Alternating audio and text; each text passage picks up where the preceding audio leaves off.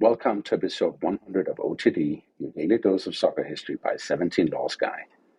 100 episodes. That's roughly 25 hours of global football history, goals and ghosts, rules and quirks, triumphs and collapses, all built for my lifetime obsession with the beautiful game. And if you've been listening along, thank you. And if OTD has earned a place in your daily routine, I ask you please to do the boring but powerful things if you haven't already. Subscribe, rate, review and share, because football stories only stay alive if we keep repeating them. But now to the show. It's February 8, 2000.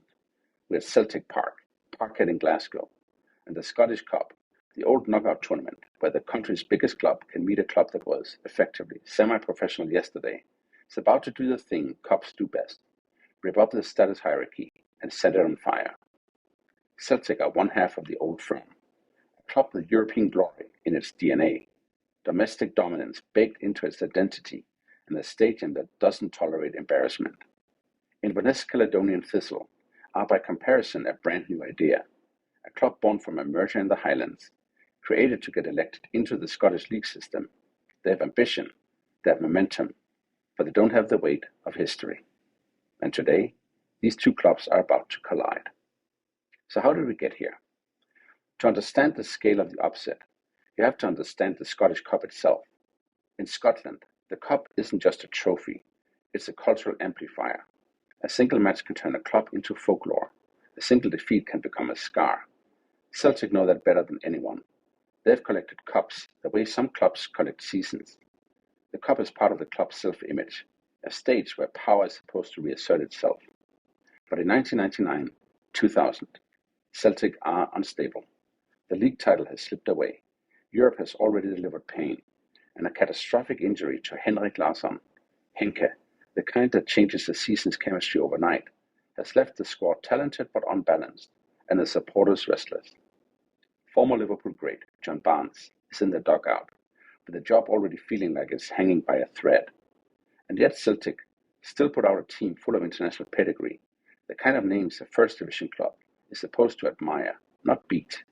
Viduka, Berkovic, Moravčík, Blinker, Boyd. A squad that should be too clever, too strong, too experienced to be ambushed by a club from Inverness. But Inverness are not tourists. They're young, but they're organized. They're not there to exchange shirts. They're there to compete. They've climbed quickly through the divisions, and they've arrived with a very specific kind of confidence. The confidence of a club that has everything to gain and nothing to lose. They also have something Celtic can manufacture in the moment: clarity, a clear plan, clear roles, clear emotional temperature. And as the game approaches, there's already an omen. This match wasn't even supposed to happen today. The original tie was scheduled for late January. Thousands traveled, the anticipation built, and then, an hour before kickoff, it was called off due to storm damage at Celtic Park, a literal warning that something was unstable. So everyone comes back, the stadium fills again, the rain falls, and the Cup, as always, waits patiently for its moment. Celtic start fast, or at least they try to. There's movement, there are touches, there are early chances. On paper, this should be a familiar script. The big club squeezes, the smaller club survives, and eventually the dam breaks. But the first break comes at the other end. Inverness get the ball wide. A delivery comes in. Orthodox, simple, the kind of cross big clubs are supposed to deal with on autopilot. Barry Wilson rises, a glancing header, and suddenly, in the opening phase of the match, Celtic Park goes quiet in disbelief. 1-0 to Inverness. And now you can feel the emotional physics change, because Celtic don't just want to equalize, they need to, immediately. They do respond quickly. Mark Burchill pulls Celtic level, 1-1. The crowd exhales. This is the correction, the restoration. But Inverness don't retreat into gratitude. They don't treat the equalizer like a warning shot. They treat it like proof that the giant bleeds. They win a corner. They attack it with conviction. And a header is aimed toward goal.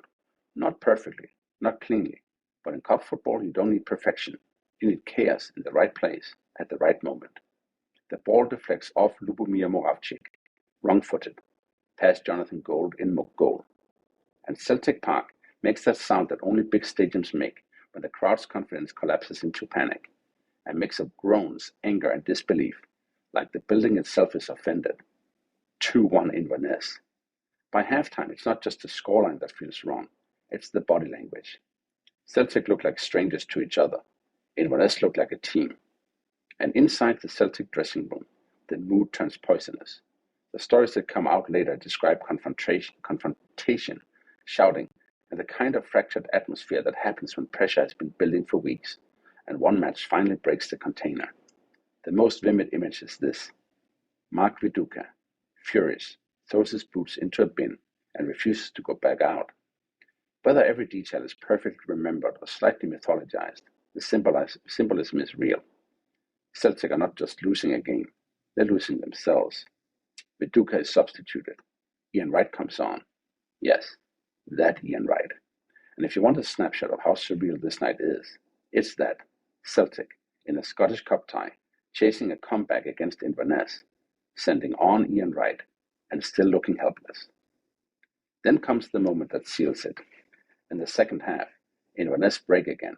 Wilson is in the box. There's contact, a foul, a penalty. Paul Sheerin steps up. No hesitation. He converts. 3-1. Now it's not just an upset. It's an execution. And here's the thing about the greatest shocks. They're not always built on a spectacular underdog performance. Sometimes they're built on the favorites' collapse, on fragility, on dysfunction, on a giant discovering that reputation doesn't track runners or clear crosses. Inverness don't need to play like Brazil. They need to be disciplined, brave, and ruthlessly calm. They do exactly that. They see out the match. And when the whistle goes, the Scottish Cup has done what it has always done. It has created a memory that will outlive the season, outlive the managers, and outlive most of the players on the pitch. But so what? The immediate aftermath is pure cultural explosion. Celtic's fans gather, furious, demanding change. The pressure that had been simmering becomes inevitable. Within days, John Barnes is gone, and Celtic pivot, first through a caretaker phase, then into a new era that restores domestic authority and European ambition. In a brutal way, this defeat becomes a line in the sand, the embarrassment that forces reform. For Inverness, the win becomes something else entirely, a foundational myth, because in football, a young club's biggest challenge is often legitimacy. You can win promotions, you can build a fan base, you can write a history, but nothing stamps you into public memory like a single impossible result achieved on the biggest stage against the biggest opponent. This win does that. It gives Inverness a story that Scotland will never let them lose. And money matters too. Cup upsets aren't just romance, they're economics. A draw at Celtic Park can stabilize a club. It can pay wages, fund infrastructure, and buy time. Inverness ride that momentum forward. They don't become a permanent superpower. Scotland doesn't exactly work like that. But they become established. They become real. They become a club that belongs. And then there's the headline in the Sun, the day after the upset. It goes like this. Super Caley go ballistic. Celtic are atrocious. And if that sounds like something you've heard before, it's because you have. It's a tabloid line, built from Mary Poppins, from supercalifragilisticexpialidocious, all turned into football poetry. It's funny, yes, but it's more than funny. It's a perfect encapsulation of why cup upsets echo, because a great upset needs a great caption.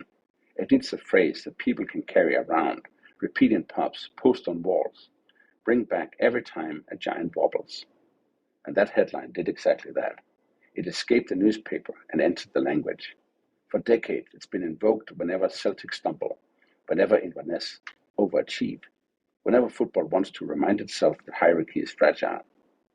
Now zoom out even further, and this result sits in a broader tradition of Scottish Cup folklore.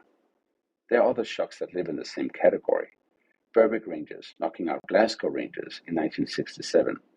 Fraser Burke's famous day against Dundee in 1959.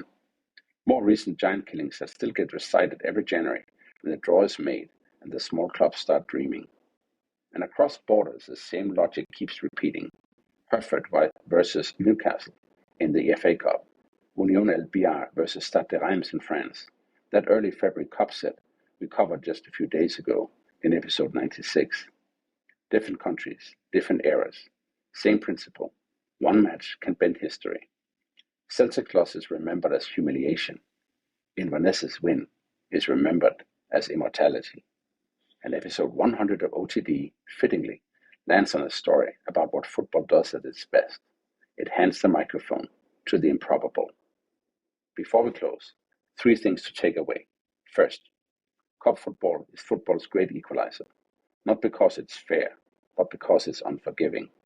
One bad 90 minutes, one unstable dressing room, one set-piece deflection, and a giant season can become a punchline. Second, the gap between clubs is real. Resources, history, expectation. But clarity can be chaos. Inverness didn't win by being flashy. They won by being coherent, while Celtic disintegrated. And third, moments become mythology when language captures them. The result was upset. The headline made it immortal. On this day in 2000, Inverness Caledonian Thistle walked into Celtic Park and won 3-1. A young club from the Highlands toppled a Scottish giant, sparked a managerial downfall, and gave football one of its greatest ever headlines. Super Caley go ballistic. Celtic are atrocious. That's all for episode 100 of OTD, your daily dose of soccer history by 17 Law Sky. If you've been with OTD for these first 100 episodes, thank you. And if you got a favorite cup upset, a forgotten giant killing, or a headline that deserves a place in football's museum, email me at otd@17lawsky.com. Tomorrow, in episode 101, Stan Bowles, the Maverick who in 1977 at Wembley against Cruyff's Netherlands wore 2 different brands of boots and got paid by both. See you then.